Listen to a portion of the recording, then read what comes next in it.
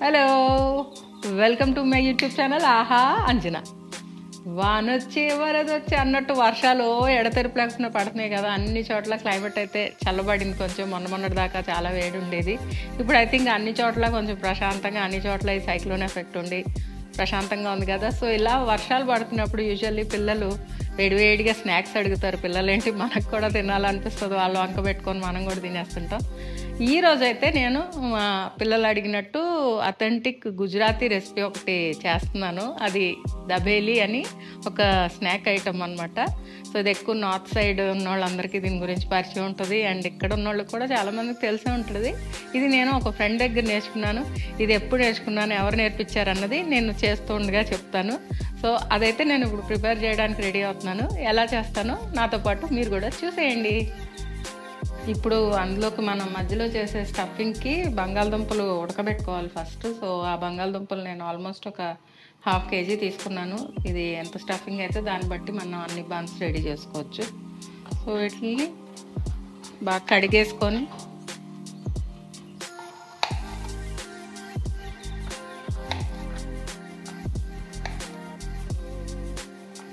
ఇలా కట్ చేసేసి కుక్కర్లో వేసుకొని కొంచెం అంటే కొంచెం వాటర్ డైరెక్ట్గా వేస్తున్నాం కాబట్టి కొంచెం సాల్ట్,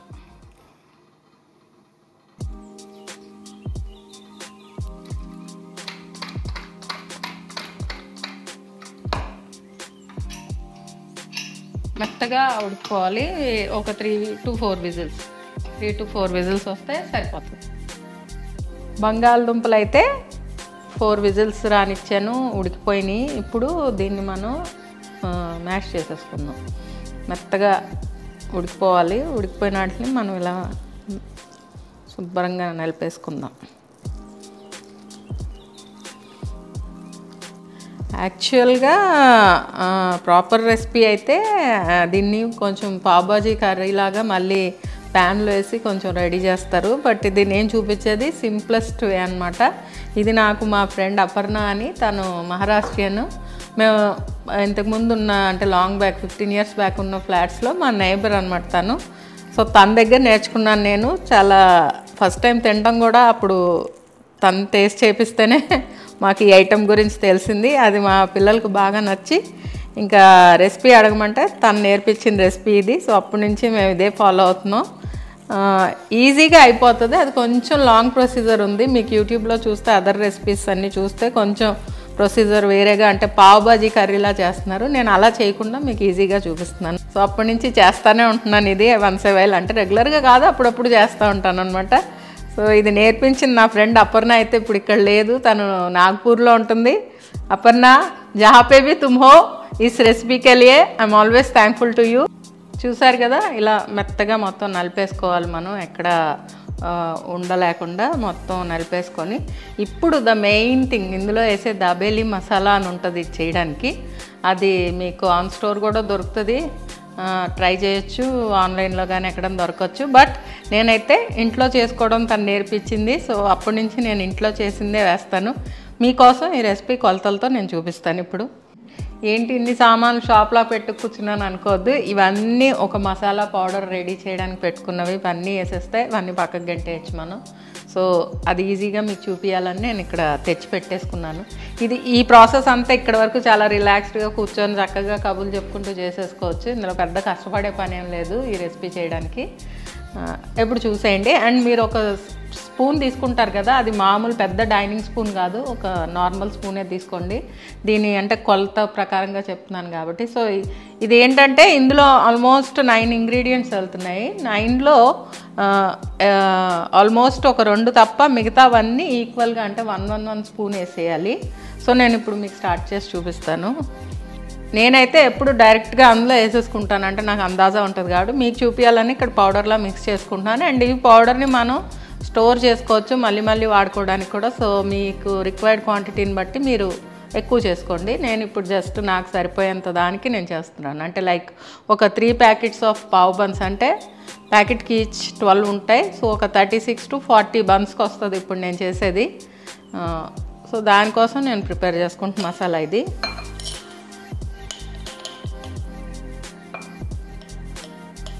1 స్పూన్ ధనియా పౌడర్, 1 స్పూన్ జీరా పౌడర్, 1 స్పూన్ కారం, 1 స్పూన్ సాల్ట్. అన్నిట్లో లాగే సాల్ట్ లాస్ట్లో మీ టేస్ట్ చూసుకొని దాని ప్రకారం మీకు రిక్వైర్మెంట్ బట్టి కలుపుకోవచ్చు. నేనైతే అన్నీ 1 స్పూన్ కింద వేస్తున్నాను. అండ్ ఇది గరం మసాలా, ఇది నేను ఎవరెస్ట్ గరం మసాలా వాడుతున్నాను. సో ఇది కూడా 1 స్పూన్.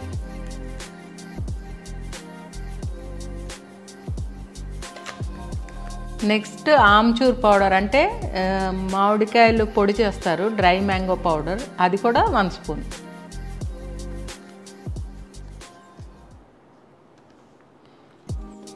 ఇవి ఇప్పుడు 6 ఐటమ్స్ వేసాను నేను ఇందులో.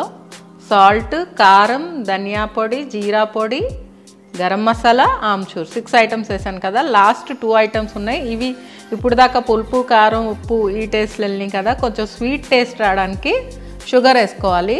అండ్ డ్రై కోకోనట్ పౌడర్, అంటే కొబ్బరి పొడి ఉంటుంది కదా, అది వేసుకోవాలి. ఈ రెండు కొంచెం స్వీట్ టేస్ట్, అంటే ఇది అన్ని టేస్టులు కలిసినట్టు ఉంటుంది అనమాట. ఆ ఫ్లేవర్స్ కోసం కోకోనట్ అండ్ షుగర్ వాడతాం. ఇది గుర్తుపెట్టుకోవాల్సిన విషయం ఏంటంటే ఇవన్నీ 1 స్పూన్ వేసుకున్నారు కదా, అవి 4 స్పూన్స్ వేసుకోవాలన్నమాట. అంటే యాక్చువల్గా మీరు చేసుకున్న కొంచెం తక్కువ క్వాంటిటీ అయితే పావు స్పూన్లు అనుకోండి, మిగతావన్నీ పావు స్పూన్ వేసుకుంటే ఇవి 2 మాత్రం 1 ఫుల్ స్పూన్స్ వేసుకోవాలన్నమాట. సో అది లెక్క. సో ఇప్పుడైతే నేను ఇవన్నీ 1 స్పూన్ వేసాను కాబట్టి షుగర్ అండ్ కోకోనట్ 4 స్పూన్స్ వేస్తున్నాను. 1 2 3 4. మీకు అంత స్వీట్ అక్కర్లేదంటే మీరు అవాయిడ్ చేయొచ్చు, లేకపోతే కొంచెం తగ్గించి కూడా వేసుకోవచ్చు. బట్ దీన్ని కొలత అయితే అట్లా. అలాగే ఇది డెసికేటెడ్ కోకోనట్ పౌడర్, ఇది కూడా నేను బయట నుంచి తెప్పించుకున్నదే, స్టోర్స్లో దొరుకుతుంది, కొబ్బరి పౌడర్ అన్నమాట. సో ఇది కూడా 4 స్పూన్స్. ఓన్లీ షుగర్ అండ్ ఈ కోకోనట్ పౌడర్ 4 స్పూన్స్ వేస్తున్నాను, అది మీరు గుర్తుపెట్టుకోండి. ఇక్కడ 1 2 3 4 అన్నీ వేస్తాను. ఇవి ఇప్పుడు బాగా కలిపేసుకొని, ఇది కలుపుతుంటేనే మనకు అది అబెలి మసాలా వాసన వచ్చేస్తుంది అనమాట. ఫ్లేవర్ అన్నీ కలిసేటప్పటికి ఆమ్చూర్ పౌడర్ వాసన. ఈ పౌడర్ అయితే మీరు ఎన్ని నాళ్ళు కావాలంటే అన్నాళ్ళు స్టోర్ చేసుకోవచ్చు, ఇబ్బంది ఏం లేదు. ఇంత తక్కువ చేసుకోవడం మాకు తెలియదు అనుకున్నప్పుడు ఇంకా కొంచెం రేషియోస్ అన్నీ ఈక్వల్గా పెంచేసుకొని ఒక బాటిల్లో స్టోర్ చేసేసుకోవచ్చు. బెస్ట్ థింగ్ ఈజ్ ఫ్రిడ్జ్లో పెట్టుకుంటే ఇంకా మీకు ఎన్ని నెలలైనా ఏమీ కాదు. బట్ బయట కూడా స్టిల్ ఇది మనకి 3-4 మంత్స్ బాగానే ఉంటుంది నార్మల్ క్లైమేట్ టైంలో.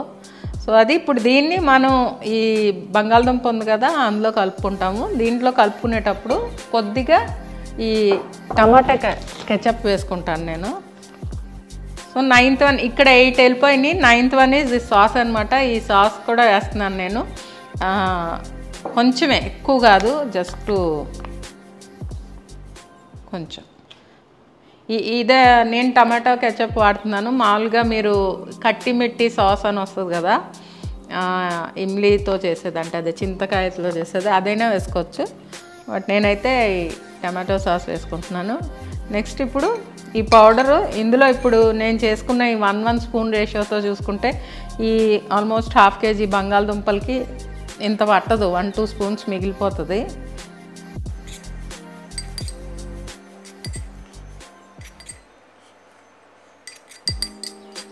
నేను వేసేస్తున్నాను, మొత్తం వేసేసుకుంటున్నాను. ఇంకా 1-1.5 స్పూన్ మిగులుతుంది, ఏం నష్టం లేదు దీనివల్ల.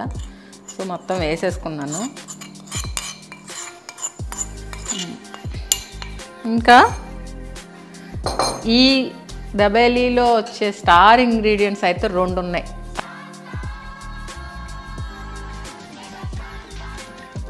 రెండు ఏంటంటే, ఒకటి వేయించిన పల్లీలు, ఇది కంపల్సరీగా ఉండాలి. అండ్ ఇది దానిమ్మ గింజలు, పొమగ్రనేట్ సీడ్స్, ఈ రెండిటి వల్ల దీనికి ఒక స్పెషల్ టేస్ట్ వస్తుంది అన్నమాట. అంటే పల్లి అక్కడక్కడ తగులుతూ పంటి కింద క్రంచీగా, అండ్ దానిమ్మ గింజలు కొరకగానే ఆ జ్యూసీగా వచ్చే ఒక స్వీట్ అండ్ ఈ టేస్ట్ మిక్స్ అయ్యి ఆ మసాలాతోటి చాలా యమ్మీగా ఉంటుంది. సో ఇవన్నీ కూడా వేసేసుకుంటున్నాం. అంటే ఒక సినిమాలో లైక్ ఎలా చెప్పను అంటే నాకు నా ఫేవరెట్ కాంబో చెప్తున్నాను. జగదేక వీరుడు అతిలోక సుందర్లో శ్రీదేవి అండ్ చిరంజీవి ఎలా పోటాపోటీగా ఉంటారో ఈ డిష్కి ఈ పల్లి చిరంజీవి అయితే ఈ దానిమ్మ గింజలు శ్రీదేవి అనమాట. అతిలోక సుందరిలాగా ఒక మంచి టేస్ట్ తీసుకొస్తుంది అనమాట. సో అందుకని ఇవి కూడా వేసేసుకొని మీరు ఎలాగైనా వేసుకోవచ్చు. అండ్ ఈ పల్లి కూడా మీకు కావాలనిపిస్తే కొంచెం అలా మిక్సీలో వేస్తే ఇంకొంచెం కట్ అవుతుంది కదా, సో అలా కూడా వేసుకోవచ్చు. బట్ మా వాళ్ళకి ఇప్పుడు ప్రస్తుతానికి ఏం ఇబ్బంది లేదు, వీళ్ళు ఇలా వేసేస్తే తీస్తారు. అంటే హాఫ్ స్ప్లిట్ వేయించి మనం పొట్టు తీసేస్తే హాఫ్ ఆఫ్ అయిపోతుంది కదా, సో నేను అట్లాగే వేసేసుకుంటున్నాను. అంటే కొంచెం ఎవరైనా పళ్ళు ఇష్యూస్ ఉన్న వాళ్ళకి కొంచెం పల్లీలు నావడం ఇదిగా ఉందనుకున్నప్పుడు దీన్ని కొంచెం మనం ఇలా గ్రైండ్ చేస్తే చిన్న చిన్న పీసెస్ అయిపోతుంది. అలా వేసుకున్నా కూడా బాగుంటుంది. బట్ అది ఎలాగైతే వేసుకున్నాను నేను. ఇప్పుడు కలిపేద్దాం. చూసారా అంత కలర్ఫుల్గా కనిపిస్తుందో అన్నీ కలిసి.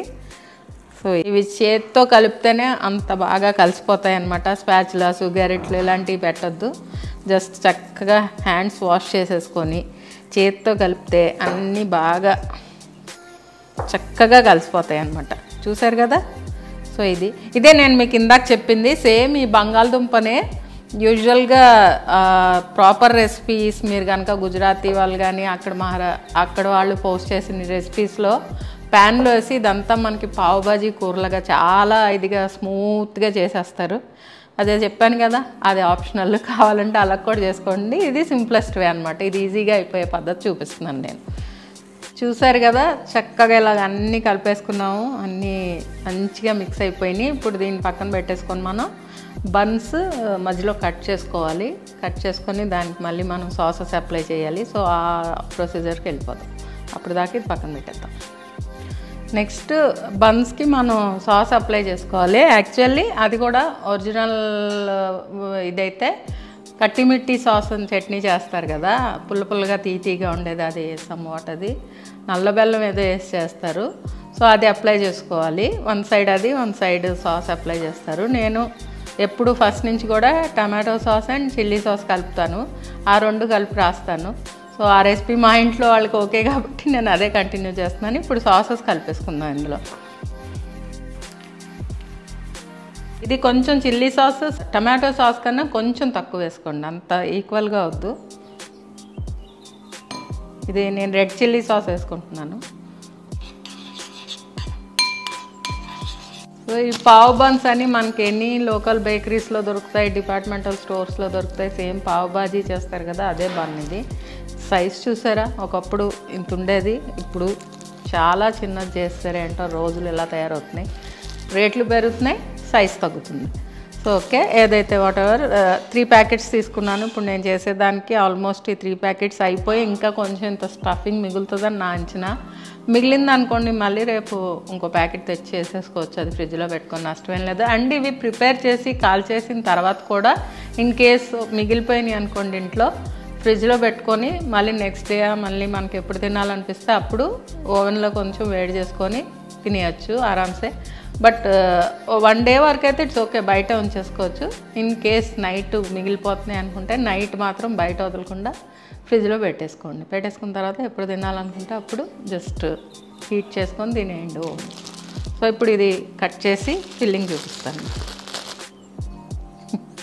అసలు దీన్ని పావ్ బన్ అంటారా? చూసారా సైజ్ ఎంత ష్రింక్ అయిపోయిందో. ఇంతకుముందు ఆల్మోస్ట్ ఇది 4 పీసులు పెట్టినంత ఉన్నట్టు ఉండేది కదా, చక్కగా ఒక్కటి తింటే డన్ హెవీ అన్నట్టు ఉండేది. అసలు ఏంటో. సరే ఓకే. సో ఇప్పుడు దీన్ని మనం కట్ చేసుకోవాలి. ఇలా సెంటర్కి జస్ట్ జెంటిల్గా, అండ్ ఎడ్జ్ కట్ చేసేయకూడదు. సో ఇలా ఉండాలన్నమాట, ఇలా ఉండాలి. పూర్తిగా కట్ చేసేసుకోకూడదు. అంటే కట్ అయిపోయినా పర్లేదు, బట్ కట్ కాకుండా చూసుకోండి. నేను మీకు 1-2 చూపిస్తాను, ఆ తర్వాత ఇలాగా అన్నీ కట్ చేసేసి పెట్టేసుకున్నాం కదా. ఇప్పుడు దీనికి మనం సాస్ అప్లై చేసుకుందాం.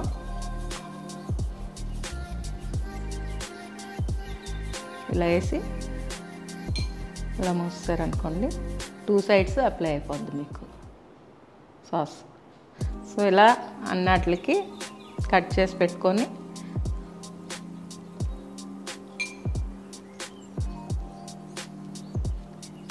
ఇప్పుడు దీనిలోకి ఇది ఏదైతే చేసి ఉంచుకున్నాం మనం ఈ పొటాటో స్టఫింగ్, దీన్ని ఇలా తీసుకొని ఇలా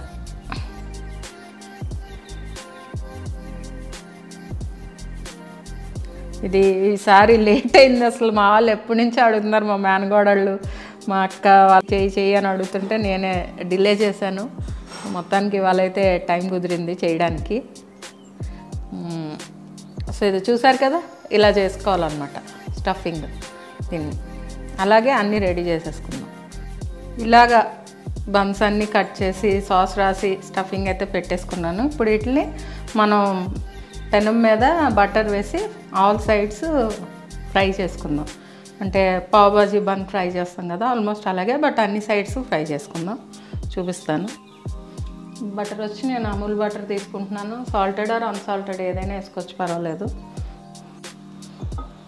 బటర్ కొంచెం బాగానే పడుతుంది, అంటే అన్ని సైడ్స్ ఫ్రై చేయాలి కాబట్టి చూసి కొంచెం సిమ్లో పెట్టుకుంటూ ఈజీగా ఒక్కసారి పెనం మీద మనం 5 to 6 బన్స్ ఫ్రై చేసేసుకోవచ్చు.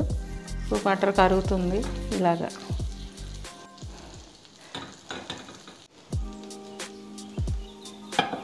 ఇలా బటర్ అన్నిటికీ పట్టేలాగా మధ్యలో మళ్ళీ వేసుకుంటూ ఉండాలి బటర్ అయిపోయినప్పుడు. అండ్ టాంగ్స్ తీసుకుంటే ఈజీగా ఉంటుంది. ఇలా రివర్స్ చేసుకుంటా మనం ప్రతి సైడు జస్ట్ అట్లా కాలిస్తే బాగుంటుంది టేస్ట్. ఎక్కువ మాడిపోకూడదు. ఈ సెంటర్లో ఈ మహారాణిని కూడా తిప్పేసుకుందాం. సో అది మళ్ళీ కొంచెం కొంచెం బటర్ అయిపోయింది అనుకున్నప్పుడు బటర్ కొంచెం కొంచెం వేసుకుంటూ ఉంటే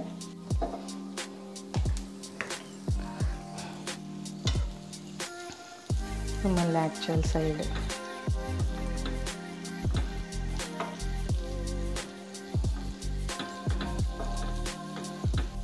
ఇంకేంటి విశేషాలు? మూవీ చూసారా? పవర్ స్టార్ది హరహర వీరమల్ల. సో ఎలా ఉంది? నాకైతే డివైడెడ్ టాక్స్ వినిపిస్తున్నాయి. మీరు ఎవరన్నా చూసుంటే ఎలా ఉందో చెప్పండి కింద. నేనైతే ఓటీటీలో చూద్దామని ఆగాను. అంటే అంత యాక్షన్ మూవీస్ నేను భరించలేను, నా చాయిస్ కాదు అది. బట్ స్టిల్ మంచి మూవీ అంటున్నారు కదా, స్టోరీ కోసం కోహినూర్ వజ్రం గురించి స్టోరీ అంటున్నారు కాబట్టి ఆ హిస్టరీ ఏంటో పూర్తిగా తెలుసుకుందాం అని చెప్పి చూడాలనుకుంటున్నాను.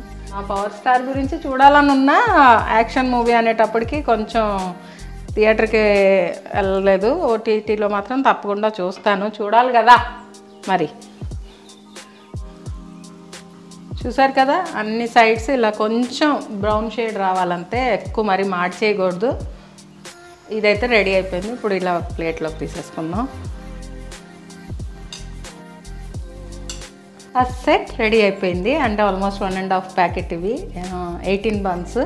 సో ఇదైతే ఫస్ట్ మా అమ్మ వాళ్ళ ఇంటికి పంపిస్తున్నాను. అక్కడ వాళ్ళందరికీ ఇష్టమే కాబట్టి వాళ్ళకి సరిపోతాయి. తర్వాత మా అక్క వాళ్ళు పైన ఉంటారు, వాళ్ళకి ఇప్పుడు చెప్తాను next batch.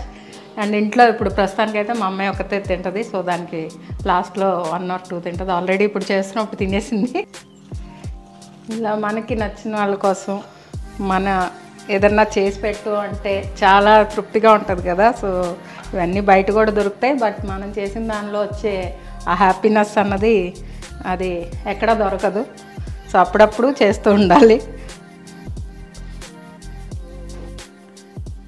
Second batch ready అయిపోయింది. ఇది చెప్పాను కదా, పైన మా అక్క వాళ్ళు ఉంటారు, వాళ్ళకి పంపించేస్తాను. ఇంకా ఒక 7-8 పీసెస్ మిగిలినాయి, అవి ఇంట్లోకి సరిపోతాయి. That's it.